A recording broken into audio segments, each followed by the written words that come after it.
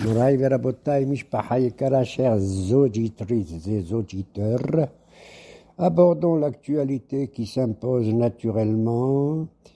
Il s'agit de la prochaine fête de Hanouka, mais au préalable, une ou deux petites halachot, dans laquelle je vous demande de ne pas distribuer ce cours que je vous donne, sauf s'il est intéressant à vos copains ou à vos copines. De là, j'apprends une petite halakha qui dit, si quelqu'un m'appelle au téléphone, je n'ai pas le droit de l'enregistrer et de le diffuser à d'autres, sauf s'il est d'accord, mon copain, que je le dise, étant donné que cette conversation était agréable. Sinon, c'est pas beau, ça s'appelle l'hôtel Rachil. Tu ne dois pas aller colporter à droite et à gauche ce qu'on te raconte. Qu'il s'agisse de secret ou pas de secret, peu importe. Une deuxième halakha qui est la nekima et la netira. La Torah nous dit lotikom velotitor. Tu ne dois pas te venger, tu ne dois pas avoir dans le cœur conservé un conflit avec ton prochain. Qu'est-ce que ça veut dire? J'ai un voisin, j'étais le voir parce que j'avais besoin, tu peux me passer ta scie s'il te plaît? Il me dit non, je ne la passe pas moi. Alors moi j'ai dans le cœur un peu de vengeance, Nahon. Et bien la Torah me dit lotikom, tu ne dois pas avoir une idée de vengeance contre lui. Le lendemain, ce même voisin qui ne m'a pas donné sa scie, il vient me voir. Toc toc, quoi? Tu peux me passer ton marteau s'il te plaît? Je lui dis moi je te passe mon marteau. Je ne suis pas comme toi qui hier tu ne m'as pas donné ta scie. Ça s'appelle la netira. D'accord? Et la netira est beaucoup plus grave que la nekama. D'accord? Netira, ça veut dire garder, conserver. D'accord? Alors que la vengeance, une fois que tu te venges, tu as oublié tout ça. Donc, lotikom velo titor. Il y a une autre halakha. Par rapport à combien il faut dormir de temps? Pour dormir, surtout pendant l'hiver, il faut bien dormir, normalement. Hélas, il y a des gens, ou heureusement, j'en sais rien, des gens hachamim, ils dorment très peu la nuit. Pourquoi? Parce qu'ils adorent la Torah, ils étudient. Pseder. Aval, d'après la halakha, je vous dis la vérité, même le Rambam, il le dit, chacun d'entre nous doit au moins dormir le tiers d'une journée. Il y a combien d'heures dans la journée? 24. Donc, quel est le tiers? 8. 8 fois 3, 24. Rambam, il dit, il faut dormir au moins 8 heures. Comme ça, tu démarres la journée comme il convient. Qu'il s'agisse de Bahurei Yeshiva ou qu'il s'agisse des gens qui travaillent, bien sûr, il faut qu'ils aient le koah. Ouais. Et il te dit, la preuve, c'est qu'il y a un verset qui te dit qu'il faut dormir 8 heures. Tu connais, toi, ce verset? Non. Eh bien, il a dit, le pauvre Job, le pauvre, il a dit, comment il a dit, Az yanou ahli. C'est à ce moment-là que je me suis reposé. Pourquoi il dit Az, Aleph Zayin? Ça fait 8. Ça fait 1 et 7, ça fait 8. Az yanou ahli. Et donc, il faut savoir conserver ses forces aussi bien pour le travail que pour l'étude de la Torah ou d'autres activités. Le Seder. Ouais. Voilà. Il n'y a pas de Hanouka? Nous attaquons, elle s'impose à nous. C'est étrange cette fête, tu sais pourquoi? Parce que toutes les fêtes d'Israël, elles ont une base dans la Bible. Pessah, Shavuot, Sukkot, c'est écrit dans la Torah. Ouais. Comment elle s'appelle? Purim aussi. Pas dans la Torah, mais c'est écrit dans Megillat Esther. Ouais. Donc elles ont une base, je dirais, religieuse à fond. Mais Hanouka, est-ce qu'elle a une base? Non. Il n'y a aucune Megillah qui raconte quoi que ce soit sur ce qui s'est passé lorsque les Grecs sont venus, ils ont envahi le pays d'Israël, Nachon, et pourtant cette fête, elle est merveilleuse. Tu sais pourquoi? Par rapport aux autres? C'est parce que même 99% des Juifs, même qui ne sont pas religieux, ils font la fête de Hanouka. Ouais. Et les Lubavitch, que Dieu les bénisse, on voit qu'ils allument même une Hanoukia dehors dans la ville. Ouais. Même chez les Goyim. C'est incroyable ce courage qu'ils avaient. Nachon? Ouais. Ils ont encore. Oui. Et ils continuent encore, bien entendu. Alors donc, et d'autant que cette fête, toutes les fêtes, au maximum, elles ont 7 jours. Pessah, c'est 7 jours. Ouais. Sukkot, c'est 7 jours. Ouais. Shmini Atzeret, c'est aussi une fête indépendante. Cette fête incroyable, c'est qu'elle dure 8 jours, plus que toutes les autres. Quand je dis une fête, c'est juste au moment, quelle est la mitzvah essentielle de cette fête? C'est l'allumage de la Hanoukia. Et là, on dit qu'il faut allumer 8 jours, parce qu'elle a duré le parchemin qu'ils ont découvert. Ils marchaient même, les Grecs, ils ont rendu Tim'o, ils ont rendu impur toutes les huiles qu'il y avait dans le temple, Baïcheni, le deuxième temple. Ouais. D'accord ? Ouais. Et ils ont découvert une seule fiole qui pouvait durer qu'un seul jour, qui était Tehora. Ils savaient qu'elle, ils ont dit, on s'en fout, on va l'allumer. Ah, au moins, même un jour, on l'allume et puis c'est tout, on verra. Jusqu'à ce qu'on va loin pour chercher. Il fallait aller loin, presque jusqu'à Méron, pour chercher des bonnes olives, faire de l'huile. D'accord ? Ouais. Et ça prend du temps, d'aller 4 jours aller, 4 jours retour, et les faire et travailler et tout. Ils ont dit, on a découvert ça, et bon, on va l'allumer, puis c'est tout. Et c'est ce qu'ils ont fait. Ils commencent à l'allumer. Elle dure normalement un jour, et puis le deuxième, elle continue. Ils deviennent fous. Et quoi, encore 2 jours, elle dure. Après le 3e jour, pendant 3 jours, ils étaient devenus fous. Ouais. Cette folle cette folle, fiole. j'appelle cette folle d'huile. Cette fiole d'huile, elle a duré 8 jours. Et ils ont décidé plus tard, l'année d'après, qu'il faut maintenir ce miracle incroyable que Hachem, il a fait, comment elle a duré, etc. Oui, je vois. Alors, mais au niveau halachique, si elle a duré 8 jours, comment tu dois allumer?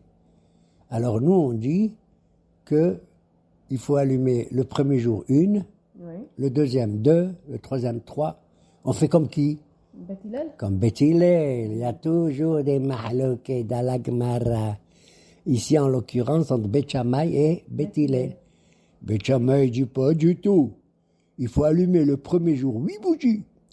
Le deuxième, 7, 6, 5, 4, 3, 2, 1. Le dernier, une Mais bougie. pourquoi on n'allume pas juste une bougie? Parce que du temps de Hanouka, il y avait une bougie. S'il y a des gens, à l'époque, ils étaient les pauvres, très pauvres, ça suffit qu'ils allument une. Tu as raison. Même halachiquement. Mais de nos jours, c'est pas très cher, tu vois. Que ce soit une bougie ou de l'huile, Oui, mais ok? pourquoi 2 bougies ou 3 bougies? Parce que le premier Pour jour... marquer, le premier jour, tu mets une bougie. Oui. Parce que c'est le premier jour. Oui. Beth Hillel, il dit non. Ce qui est bien, c'est de faire 1, 2, 3, 4, 5, 6, 7, 8. Sans compter le chamage, bien entendu. Oui. D'accord? Et ils te disent, c'est Mosif Veholek. C'est beau de voir une bougie, une Hanoukia qui va en grandissant. Ouais. Tu comprends? Ouais, ça grandit. Ça grandit. Et pour te dire, alors normalement aussi, si la fiole elle a duré déjà un jour, elle est naturelle un jour. Ouais, c'est normal. Alors tu aurais dû faire une Hanoukia 7 jours et pas 8. Ouais. Le miracle, c'était 7 jours. Le miracle, c'était 7 jours. Mais ils te disent non. Le miracle, c'est pas seulement 7 jours. Le miracle, c'est qu'on a découvert une fiole qui était pure. Même ce côté naturel est considéré comme un es, comme un miracle. Voilà pourquoi le premier jour de Hanouka, on fait 3 brachot. La première, c'est quoi? Les hadlik ner Hanouka. Les Ashkenazes ils disent l'adlik ner shel Hanouka. Les Thémanim ils disent l'adlik ner shela Hanouka. D'accord? Nous, on dit les hadlik ner Hanouka, c'est les rachetebot, les initiales de Notzer, Hesel et Alafim. Celui qui conserve quelque chose, le Hesed, pour des milliers de personnes. D'accord? Parce qu'on dit les hadlik ner Hanouka, lamed nun het nahal. Ok? Et Hanouka, c'est aussi une gematria. Le Hanouka, c'est pas une gematria. C'est un notaricon. Notaricon. C'est-à-dire le mot Hanouka en lui-même, il va comme Beth Hillel, parce que c'est Het Nun Vav Kaf He. Het c'est 8. Shmona Nachon. Shmona Nerot Ve'alacha Kebet Hillel. On allume 8 bougies et l'alacha, elle est comme Hillel. Chez les Sfaradim, même si tu as 10 enfants, tu allumes une seule Hanoukia. Pour tout le monde. Ouais. Pour tout le monde. Mais les Ashkenazim, je ne sais pas s'ils maintiennent ça, chaque enfant, il allume sa Oui, il Hanoukia faut ça, les Ashkenazes. indépendant. Chaque enfant, il a sa Il a sa Hanoukia. Hanoukia. D'abord, Alem Beracha. Ils font, c'est ce que le Rama, il a décidé dans le Shulchan Aruch, mais qu'ils fassent ça. Moi, je pense que l'union de la famille, ça vaut mieux. Qu'on ait une Hanoukia, pour comme ça, il y a une unité dans la famille. Et elle doit, Hadlaka ou sa mitzvah. Ça veut dire le seul fait d'avoir allumé Hanouka, c'est la mitzvah. Et elle doit durer, la lumière, au moins combien de temps? Au moins une demi-heure, pas plus. J'allume ma Hanoukia. Au bout de 2 minutes, elle s'est éteinte. Il faut veiller à ne pas la mettre devant le vent, bien entendu. Elle s'est éteinte d'elle-même, je ne suis pas obligé de la rallumer. Eh bien, elle s'est éteinte. Ouais. Je l'ai allumé. La mitzvah, c'est de l'allumer. Et dès que tu l'as allumé, avant, ils habitaient comme dans des villas, ils mettaient la Hanoukia à l'extérieur de la porte qui donne sur la rue. Ouais. OK? Mhm. Tu avais la mezouza à droite. Le type qui allume, il avait les tzitzit sur lui. Et la Hanoukia, on la met en bas à gauche. Ça donne les rachetebot, tzadik, memhet, tzemah. Tzitzit, mezouza, Hanouka, tzemah. Mhm. Stam, Ouais. c'est rien qu'un notaricon, sans plus. Ça dit la première Voilà. bracha des brachot. La première, il y a 3 brachot le premier jour. La première, les Adlik Ner Hanouka. Ouais. La deuxième bracha, c'est She'asani Simla Avotenu. Bayamima Bazema Naze. OK? Et la troisième, c'est le premier jour uniquement, parce que c'est nouveau. She'hiyanu Ikimanu. Vigi'anu Lazema Naze. Mais les autres jours, le deuxième, troisième, quatrième, etc., on dit que les 2 premières brachot. On ne dit pas She'hiyanu. Ouais. Ça a déjà dit She'hiyanu, c'est pas la peine de répéter. Mais c'est d'air. Ouais. Est-ce que les soufganiotes, c'est une bracha spéciale? C'est quoi? Bon, ça c'est un usage, on n'est pas obligé d'en manger, mais c'est sympathique. C'est pour ça que je te dis, même des juifs qui ne sont pas très religieux, Ils mangent des soufganiotes. ils mangent des soufganiotes. Et bon, je ne sais pas, moi, les femmes, comment elles font. C'est comme un gâteau mélangé avec de l'huile ou du miel, j'en sais rien. C'est agréable. Mais elles les font, tu sais où? Sur une poêle. Ils ne le font pas dans un four. Non, avec D'une de part. l'huile. Ah oui, dans une poêle. Alors, la bracha, elle s'est posée la question, il faut faire boré mine maisonnote, pas hamotzi lehem. On fait hamotzi lehem si on les a mis dans un four et qui ne sont pas tellement huileux, etc. OK? Mais c'est l'habitude quoi, de faire des... C'est maisonnant. Et les enfants, ils jouent aussi vivon, c'est vivon, sauf. Hanouka, ou Chatov. Parce que à l'époque, dans les, comment on appelle, en français, les toupies, Ouais. eh bien, il y avait 4 faces. Il y avait les lettres Goshen, ou Nun, Gimel, Shin, He, Nes Gadol, Hayasham. Alors, on jouait comme ça avec la toupie, là où elle tombe, si j'ai gagné, tu as gagné. Mais c'est parce que les juifs, ils se cachaient dans les Méharot pour étudier la Quand Torah. ils étaient descendus aussi, mais quand ils étaient en Égypte, Pharaon leur a donné une région qui s'appelle Goshen. Bon, il y a aussi une gematria, mais je ne vais pas rentrer dedans. OK? Et donc, il suffit de faire l'allumage et puis c'est tout, de ne pas la changer de place. Tu habites au 20e étage, tu la mets devant la fenêtre, de telle sorte que le binyan en face de toi, il puisse se regarder, étant donné qu'il y a une mitzvah qui est pire sous Menissa. C'est-à-dire, il faut publier le miracle que Dieu il nous a fait. Tu te rends compte, un miracle pour une bougie, pour un peu d'huile. Pour combien de temps les bougies, il faut qu'ils allument? Une demi-heure, Une demi-heure, c'est j'ai déjà dit. Même si elle s'est éteinte au bout de 2-3 minutes, tu ne la rallumes pas, tu as déjà allumé. On dit dans la halakha, ala adlaka osa mitzvah. Et là où tu l'as posée, tu ne la changes pas de place, pas du tout. Et les femmes, elles sont obligées de faire cette mitzvah. Pourquoi? Parce qu'elles étaient dans le Nes en question. Ce qui est le vrai Nes, c'est le combat que les Hashmonaïm, qui étaient d'ailleurs des descendants de Kohanim, ils ont pris le pouvoir. Il y en a qui leur reprochent d'avoir pris le pouvoir royal. Moi, je ne leur reproche pas. Ils n'avaient qu'à prendre les autres, les descendants d'Éhouda, le pouvoir. D'accord? Et ces merveilleux Kohanim, qui sont pour la paix, qui sont pour le Beth Amikdash et tout, et bien que Dieu les bénisse. Ils ont accepté le Hok Giyus. Ils se sont mobilisés pour faire la guerre contre les Evanim. Les Evanim, contrairement aux autres, aux Babyloniens, etc., ils n'ont pas voulu tuer le peuple juif. Ils ont voulu imposer leur religion ou leur philosophie. C'est tout. Et c'était assez grave. C'est d'ailleurs, c'est ce qu'on dit quand on fait la Hamida, Bime Matatia ou Benu Hanan Kohen Gadol. Qu'est-ce qu'on mentionne là-bas? On mentionne le courage et la guerre des Hashmonaïm. Il n'y a pas un seul mot dans Bime Matatia sur le Pahashemesh. Hashemen. Pas un seul. Alors tu vois que être un soldat, surtout actuellement, c'est une mitzvah beaucoup plus grande que tous les miracles soi-disant d'ordre religieux ou l'étude de la Torah elle-même. Ça va au-delà. Et les femmes sont soumises encore plus, pas soumises, elles sont agréablement acceptées de faire cette mitzvah. Tu as compris? Bien sûr, c'est le mari qui allume tout, mais la femme ne doit pas travailler pendant l'allumage de la Hanoukia, au moins pendant une demi-heure. C'est pas la peine, madame, d'aller mettre ta machine à laver ou de faire ceci ou cela. Toi aussi, tu fais partie du miracle parce que c'est grâce à eux. Tu sais, on dit les Hashmonaïm, mais il y a une femme merveilleuse, c'est grâce à elle aussi. Elle s'appelle Yehudit, comme ma fille Yehudit. C'était la fille, tu sais, de qui? Du Hanan Kohen Gadol. Ouais. Qu'est-ce qu'elle a C'est fait? la sœur des Hashmonaïm. Hashmonaïm. Mais bien sûr. Elle, à l'époque, ils marchaient même. Ils avaient une loi qui nous interdisait de faire Shabbat, de faire la Mila et tout. Et même une jeune fille qui se mariait, il marchait même. Le gouverneur grec, il voulait la prendre, comme à l'époque les gouverneurs romains aussi. Hein? Le hégmon. Ouais. Et cette Yehudite, elle allait se marier, ça allait lui arriver. Qu'est-ce qu'elle fait? Elle fait une chose que je ne veux pas raconter, mais après, elle va chez le type en question qui veut la prendre comme femme. Elle lui donne à boire du lait raïb, hein? Elle donne du fromage et tout. Et on sait que le lait, il endort beaucoup. Il endort beaucoup.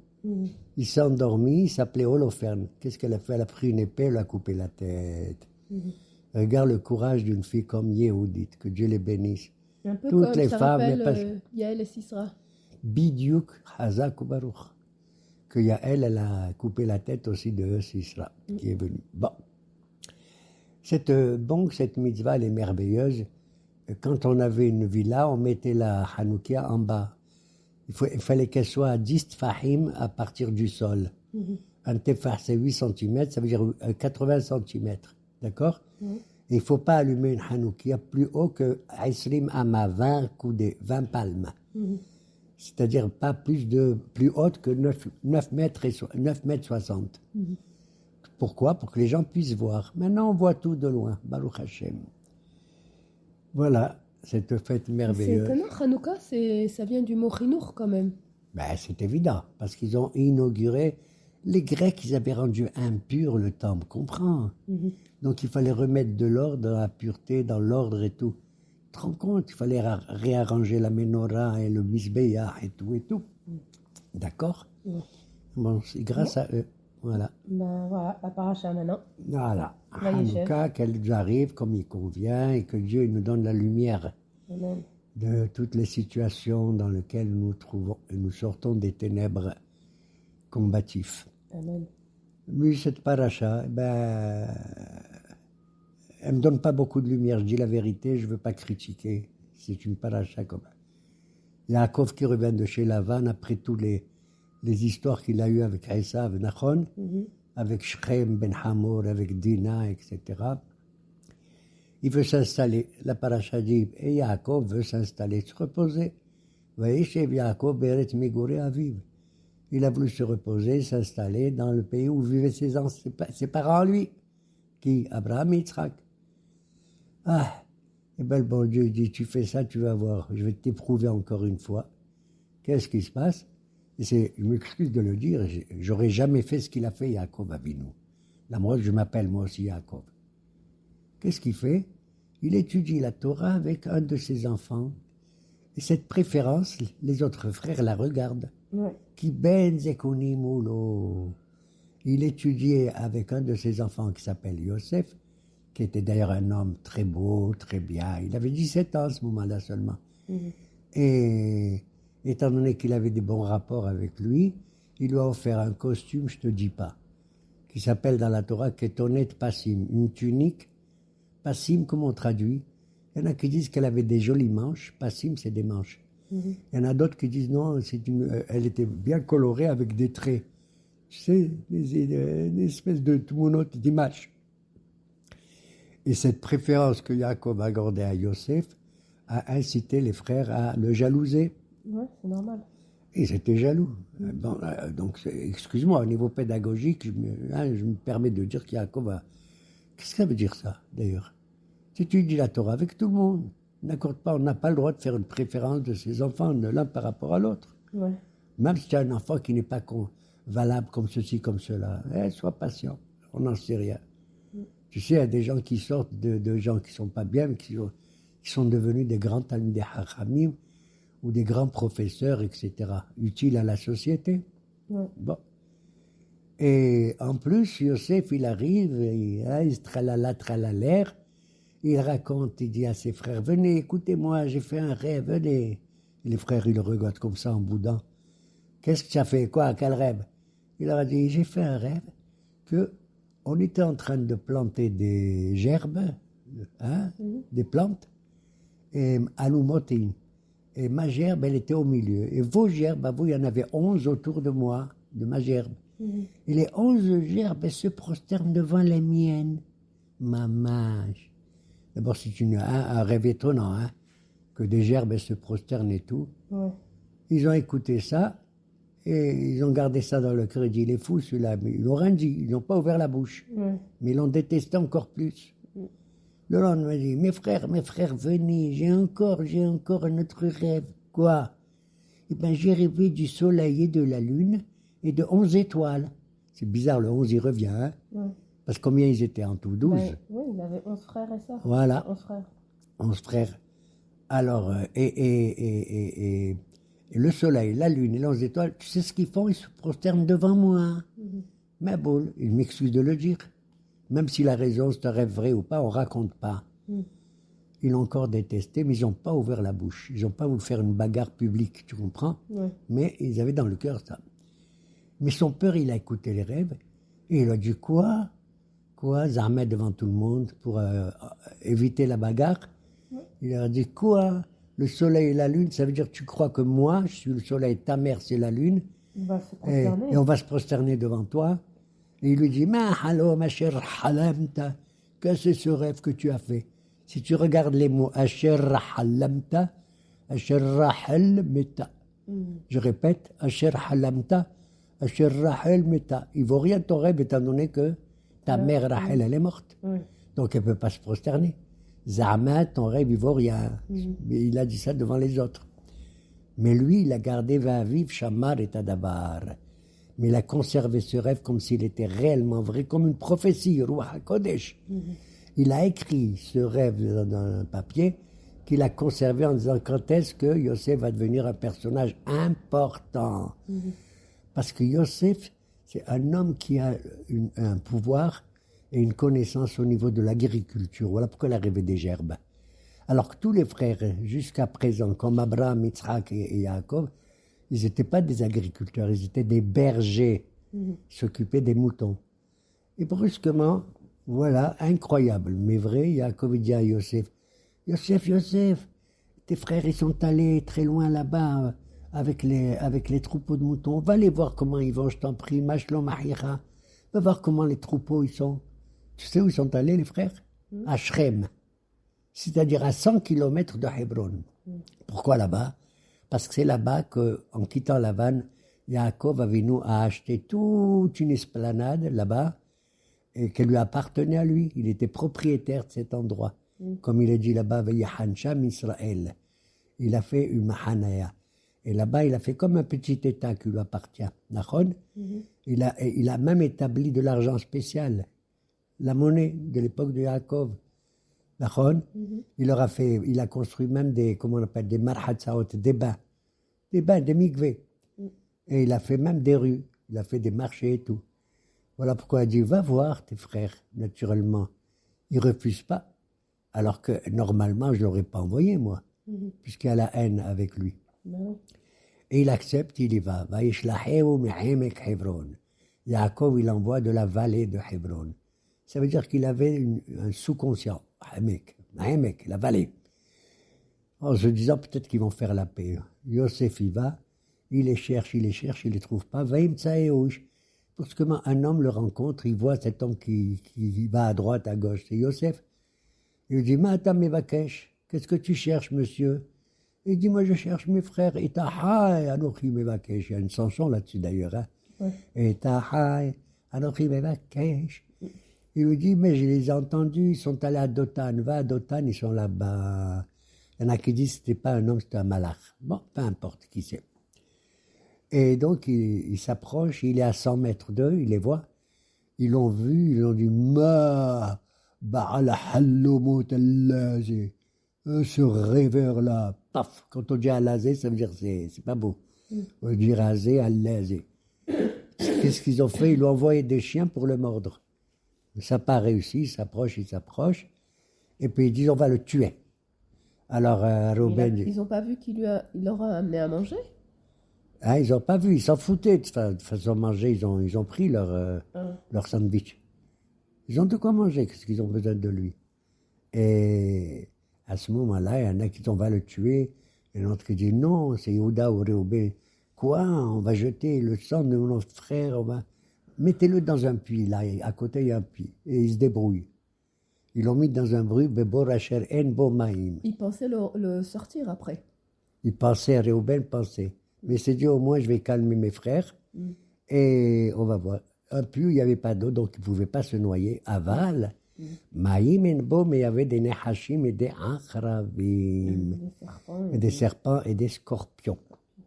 Et malgré tout, ils n'ont pas vu que le bon Dieu a protégé Yosef des scorpions et des serpents. Mais c'est d'air. Et brusquement, ils voient de l'eau. Qu'est-ce qu'ils font? Ils se mettent à 100 mètres du puits, ils s'installent tous pour manger. Ils font la halawa, ils mangent des glaces, des gâteaux et tout, tu te rends compte? Et lui, le pauvre, il crie. Et lui, il crie, mithanen, ils n'entendent même pas et tout. Et Réhouven, ce jour-là, il devait quitter, retourner voir son père, parce qu'il devait le servir. Et il devait revenir après. Il a marché longtemps, tu vois, aller-retour. Il revient, il va dans le puits, il cherche Yosef, il ne le voit pas. Il dit, qu'est-ce que c'est? Ani Badou, je viens, c'est pas possible, il est mon frère. Pourquoi? Parce qu'en son absence, il y avait une caravane de Ishmaélim, des commerçants de Ishmaël, et aussi après des Médianim, qui étaient ensemble, qui faisaient du commerce. Et on ne sait pas si c'est eux qui l'ont fait sortir du puits et qui l'ont vendu aux Médianim. Mais les Médianim, ils sont allés en Égypte avec Yosef. Et on dit que Yosef, il a été pris, le pauvre. Mais heureusement, d'habitude, ils transportaient des choses qui ne sentaient pas bon. Et cette fois-ci, ils ont vendu des parfums. Oh, que merveilleux. Bon. Et c'est là-bas que Yosef, le pauvre, il arrive en Égypte comme un Eved, un esclave, alors qu'il a rêvé d'être le roi. D'accord? C'est un chavouille, quoi. Un chavouille, bien sûr, et un homme qui avait une grande puissance avec le pharaon, il s'appelait Poutifar. Et c'est là-bas que Yosef devait se mesurer avec la femme de ce Poutifar, comme vous le savez, qui voulait le séduire et tout. Et chaque jour, elle essayait d'arriver pas, jusqu'à ce qu'un beau jour, au moment où tout le monde était allé faire leur paganisme, c'était la fête des idolâtres. Tout le monde était dans leur temple à eux. Donc, il était seul, Yosef, il est rentré chez lui. Et c'est là qu'elle a voulu encore le tenter et tout. Elle a agrippé, elle a pris son vêtement, et lui, il s'est sauvé, Vayano Sahoutsa. Il s'est sauvé à l'extérieur. D'accord? Et quand son mari il est revenu à Madame Poutifar, il dit, tu vois, cet hébreu, un hébreu, ce juif, il a voulu me prendre, elle a accusé, alors que c'est elle. D'accord? À ce moment-là, Monsieur Poutifar dit quoi? On va le foutre en prison. Ah ouais. Et il le jette en prison. La mort que Yosef avait réussi à faire beaucoup, beaucoup d'argent pour ce Monsieur Poutifar. Il réussit. Dieu était avec lui, il réussissait partout, partout. Et là, il est en prison. Tu sais combien de temps il va rester là-bas? 10 ans.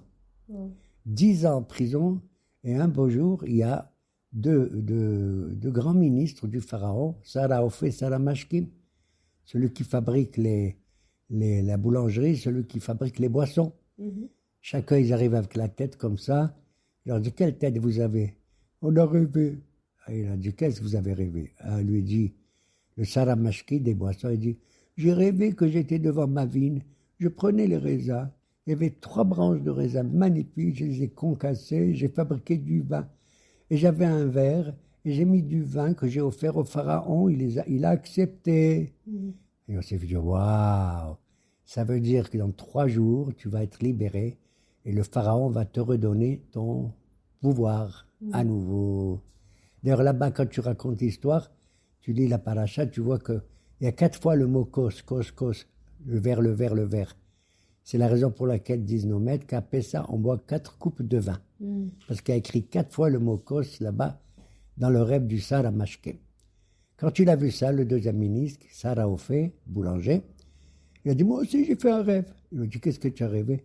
Que j'avais un panier comme ça sur la tête avec plein de soufganiotes et et de croissants, et de gâteaux et tout, et de pain. Mhm. Et un oiseau, il est venu, et il a mangé de ce qu'il y avait dedans. Mhm. C'est fait dire, tu as 3 paniers sur la tête. Dans 3 jours, tu seras libéré, mais malheureusement, tu seras mis à mort par le pharaon. Et c'est ce qui est arrivé. Et Yosef leur dit eux deux, si vous êtes libérés, vous allez parler au pharaon. Dites-lui que je suis un homme merveilleux qui me libère, qui me zéchor. Souvenez-vous de moi, souvenez, ne m'oubliez pas. Alors les rabbins ils disent, étant donné que Yosef il a dit souvenez-vous aux hommes, c'est bien qu'ils disent, mais il aurait dû ajouter et je demande à Dieu aussi de m'aider. Il n'a pas dit à Dieu, voilà. Alors d'habitude, il pense toujours au bon Dieu. Bon, qu'est-ce que je te dis? Puisque même quand la femme de Potiphar, elle a voulu le séduire, il n'est pas tombé dans le piège grâce à qui il a vu l'image de son père Yaakov, comme ça. Oh, voilà. Ouais. Et voilà, les 2 ministres sont libérés et Yosef, il reste combien de temps encore? 2 ans de plus. Parce qu'il a dit Zechor ve'al tishkacheni. Ok? En tout, il est resté combien? 12 ans.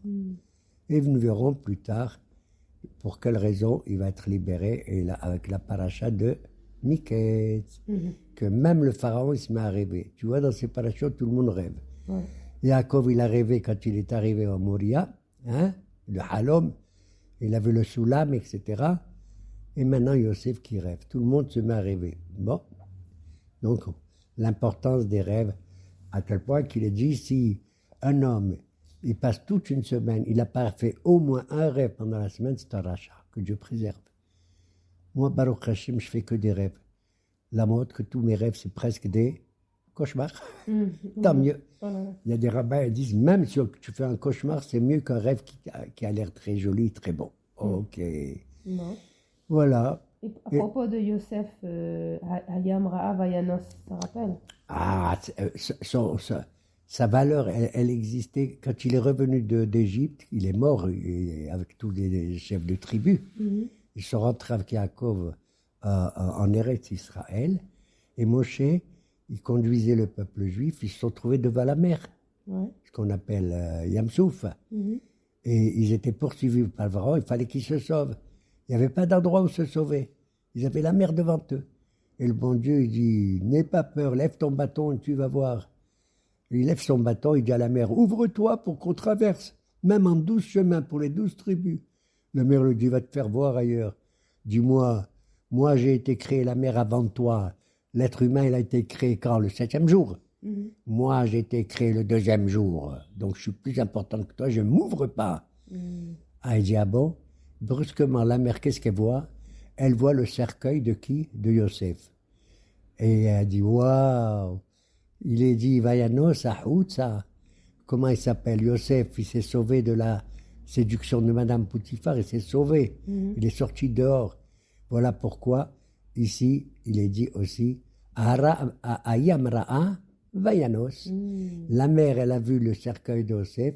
Elle aussi, elle s'est ouverte, elle s'est sauvée. Et grâce à lui, on voit qu'il y a eu encore un autre miracle. Et Ratson, je n'ai pas besoin que la mer s'ouvre, mais que j'aille à la piscine, si Dieu veut, avec des forces et tout, avec mes copains, des cédères, et qu'au retour, on boit du Coca-Cola et on mange des croissants. Amen, Kene Ratson. N'oubliez pas de lire l'Haftara de cette paracha que le prophète Amos a écrit, je crois que c'était au 12e chapitre.